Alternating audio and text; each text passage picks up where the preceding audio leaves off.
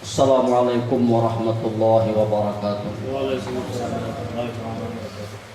A'udzu billahi minasyaitonir rajim. Bismillahirrahmanirrahim. Alhamdulillahi wahdah sadaqa wa'adah wa nasara 'abdah wa a'azza jundahu wa hazamal ahzaba wahdah.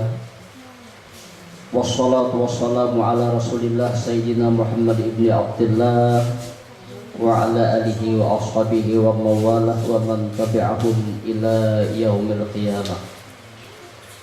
Bapak-bapak, saudara-saudara sekalian rahimakumullah.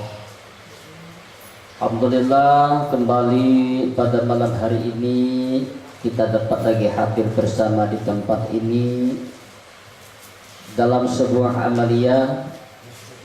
Mudah-mudahan segala apa yang kita kerjakan seperti ini menjadi ibadah yang diterima oleh Allah Subhanahu wa ta'ala. Bapak-bapak, saudara-saudara sekalian rahimakumullah. Kalau kita membaca ayat-ayat suci Al-Quran, ternyata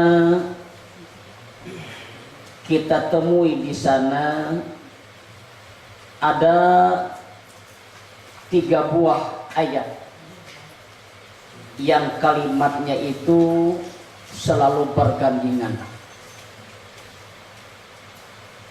dan kata penghubungnya di sana dibawakan dengan kalimat waw yang arti dalam bahasa kita dan. Yang pertama, bila kita keamrin baca ayat Al-Quran, kita temui ayat aqimus sholata, sambungannya pasti wa atuz zakat. Bila wa aqimus sholata, sambungannya wa atuz zakat.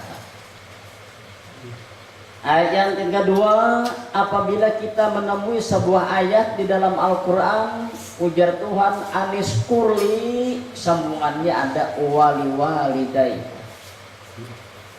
Yang ketiga, apabila ada ayat Al-Quran ati'ullah, sambungannya wa ati'ur rasul.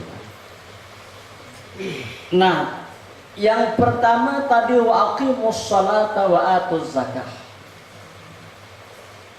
Ya Tuhan, dan dirikanlah sholat, wa atuz zakah, dan tunaikan zakat. Kalimat ini bergandengan.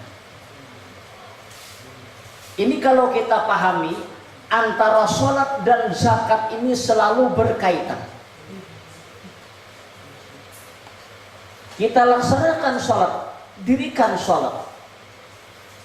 Apabila kita mempunyai harta yang sampai nisab zakat dan sampai haul, wajib zakat harta kita keluarkan. Apabila cuma sholat yang kita kerja, sedangkan harta tidak dizakati, ini akan mempengaruhi terhadap keberhasilan sholat tersebut. Sebaliknya, zakat kita tunaikan, namun sholat kita tinggalkan. Ini selalu mempengaruhi. Jadi sholat itu supaya berhasil dengan bagus, maka bagi yang mempunyai harta sampai nisab zakat, sampai haulnya, wajib dikeluarkan. Kemudian zakat ini supaya berhasil dengan bagus, mendapat nilai yang baik di sisi Allah, juga harus didukung dengan pelaksanaan ibadah sholat. Nah, jadi dua-dua ini saling berkaitan. Keberhasilan sholat didukung oleh zakat. Zakat supaya berhasil dengan baik didukung dengan pelaksanaan sholat. Kenapa? Dengan sholat ini kita akan membina hubungan hablum minallahnya. Nah, selain hablum minallah kita jalin dengan kita laksanakan sholat, kita wajib juga menjalin hubungan sesama manusia. Zakat akan membina hablum minan nas ini. Sehingga apabila sholat kita keluarkan, kita laksanakan, zakat kita keluarkan, maka di sana terbinalah dua macam hubungan yang baik, hubungan dengan Allah dan hubungan sesama manusia. Nah, ibadah sholat memang satu rukun Islam, zakat rukun Islam yang lain-lain. Tapi antara rukun Islam ini dari kalimat syahadat sampai haji itu saling berkaitan, lima-limanya ini saling berkaitan. Kada bisa kita ambil satu aja yang lain kita tinggalkan, kada bisa.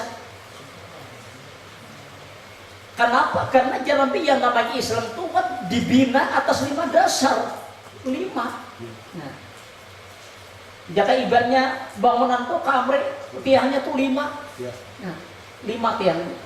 Pondasinya tuh 5. Harus ada kelima-limanya ini. Nah, kelima-limanya apabila satu aja kurang akan mempengaruhi terhadap kehancuran yang lain. Nah, jadi saling berkaitan. Walaupun rukun Islamnya lain, 2 kalimat syahadat, sholat, macam-macam lain. Tapi antara rukun Islam satu dengan rukun Islam yang lain ini saling berkaitan. 5 macam, 5 hal yang tidak bisa kita pisahkan. Jangan cuma diambil satu, yang lain ditinggal. Kita kerjakan kelima-lima. Nah. Dalam Al-Quran tadi, ujar Tuhan, dirikan sholat dan tunaikan zakat. Sholat ini kita adalah untuk membina hubungan secara langsung dengan Tuhan. Nah, supaya hubungan kita dengan Tuhan ini berjalan dengan bagus, terjalin dengan baik, lalu kita disuruh untuk melaksanakan sholat. Jangan hanya hubungan dengan Tuhan yang kita jalin, yang kita bina, tapi kita harus juga memperbaiki hubungan sesama manusia dengan wa'atuz zakat, tunaikan zakat. Nah, ibadah sembahyang atau sholat ini adalah rukun Islam yang cukup besar. Setelah 2 kalimat syahadat, sholat ini mempunyai kedudukan yang tinggi. Jika ibaratnya ada harga, setelah 2 kalimat syahadat, sholat ini pamahal-mahalnya. Jarga kita palarang-larangnya sembahyang ini. Apa mahal-mahalnya?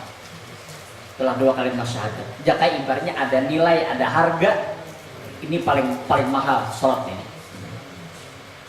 Paling larang.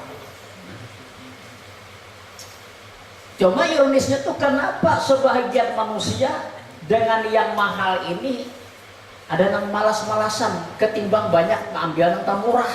Nah, murah beli Maria. Nah, itu kan mantap murah. Nah, gitu. Kalau dengan sudah dalam puasa setengah pingsan ya di dalam sini. Nah, tapi dengan sholat malas. Ibadah haji menjadi rebutan. Daftar wayah ini 9 tahun aja terlengkap. Nah, itu jadi rebutan. Nah, jadi semacam inilah. Padahal sholat ini paling mahal, jika ibaratnya ada harga. Tapi kenapa orang dengan yang mahal ini dan yang malas ketimbangnya suka mengambil yang lebih murah? Nah, jawabannya itu semacam ini.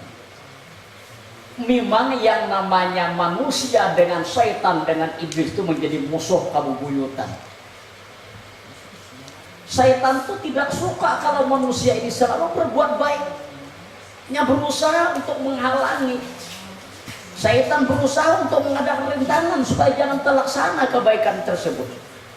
Nah, lalu apabila manusia ingin menggapai nilai yang tinggi tadi, apabila kita ingin memperoleh harga yang mahal ini tadi, syaitan itu pasti berhebat membuat halangan.